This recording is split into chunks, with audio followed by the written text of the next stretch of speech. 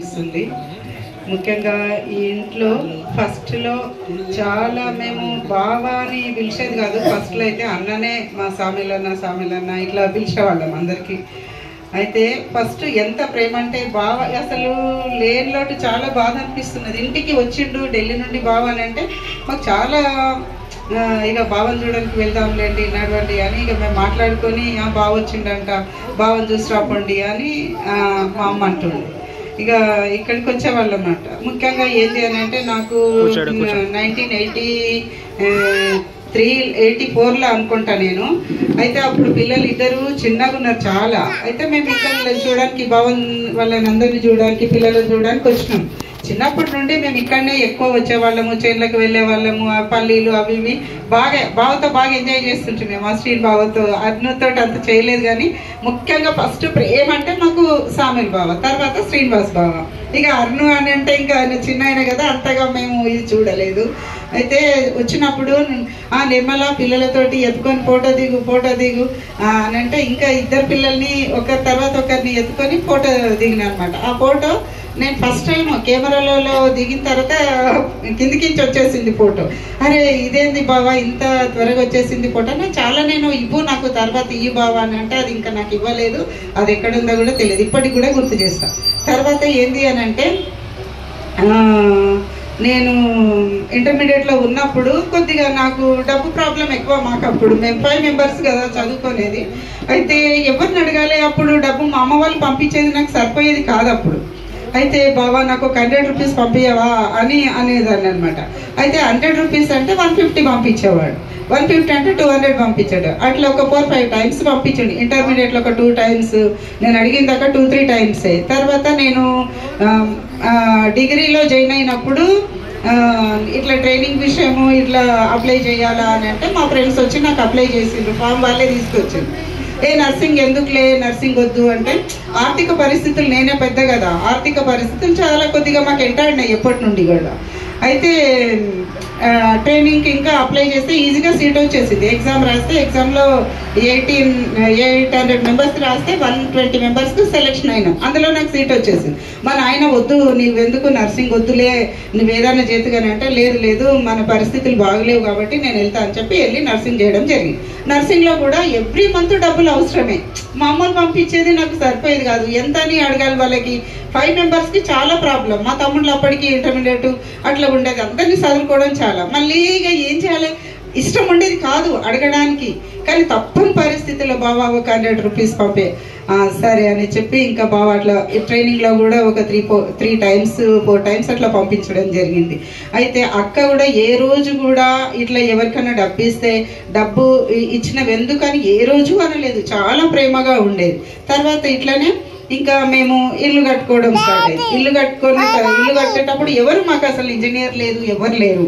అయితే మా తుక్కరా మామ సామిల్ బాబాకి ఇట్లా ఇన్ఫార్మ్ చేసిన బావా నేను ఇల్లు కట్టుకుంటున్నా. మరి అయితే నాకైతే అంటే మా సార్కు ఎక్కువ రెస్పాన్స్ ఆయనకు తెలియదు, కొద్దిగా డ్రింక్ చేస్తుండే. అట్లనే ఆయనకు చెప్పకుండా వీళ్ళిద్దరికి నేను కన్సల్ట్ చేసిన. అప్పుడే మేము చూసుకుంటాంలే, నువ్వేం బాధపడే అవసరం లేదు అని చెప్పి ఇంకా బావా మళ్ళీ తుక్కరమ్మ వచ్చి ఇల్లంతా చూసిన తర్వాత అప్పుడు పిల్లర్స్ అయితే ఉన్నాయి. అయితే అరే ఇట్లా కాదు నిర్మల, ఇట్లా ఎవరు చెప్పిండ్రు నీకు అని బావా, ఇట్లా ఎవరు చెప్పిండ్రు నీకు, ఈ ప్లాన్ ఎవరు ఇచ్చిండ్రు అంటే అది తెలియకనే కదా నేను మీకు రమ్మని చెప్పింది అని అంటే అప్పుడు మళ్ళీ ఒక పెద్ద పిల్లర్ పైకి పోయిన తర్వాత అది గూలేసి మళ్ళీ కట్టడము అట్లా. ఇంకా తుక్కరమ్మ చెప్పిండు మా బావా. అప్పుడు తుక్కరమ్మ ఇల్లు కట్టేంత వరకు కూడా అప్పుడప్పుడు వచ్చి చూసిపోయేవాడు. అయితే నేను ఢిల్లీ వెళ్ళాల్సి వచ్చింది, మాకు హెల్త్లో కన్వెన్షన్ ఉండింది. అయితే ఢిల్లీ వెళ్ళాల్సి వచ్చినప్పుడు నేను చాలా గ్రేట్గా ఫీల్ అయిపోయినా, మా బావనే ఉంటాడు ఇంకా నాకేందిలే నేను వెళ్ళొచ్చు, ఇంతమందికైనా మా బావ వాళ్ళ దగ్గర అంతా ఉంటుంది అని. అక్కడ వెళ్ళిన తర్వాత మాకేమన్నారు, తెలంగాణ భవన్లో మీకు అకామిడేషన్ అంతా ఉంది అని చెప్పారు. అయితే అక్కడికి వెళ్ళిన తర్వాత మాకు 12 అవుతుంది, అకామిడేషన్ సరిగా లేదు. ఇక అక్కడికి పోయిన తర్వాత మాకైతే ఇన్ఫర్మేషన్ లేదు, మీకు తెలంగాణ భవన్లో రూమ్స్ అవి అకామిడేషన్ ఇవ్వడానికి అని చెప్పారు.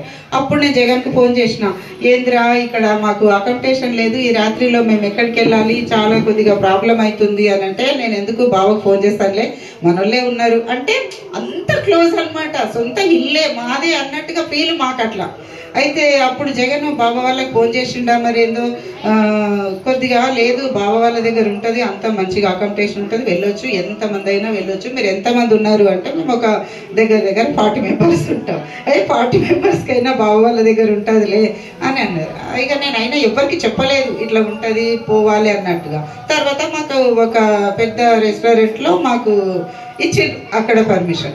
అరే మా బావ ఈరోజు వస్తారేమో, వీళ్ళు రేపు వస్తారేమో అని ఇంకెదురు చూస్తున్నా. అక్కడ 3 days మేము ఉండేది.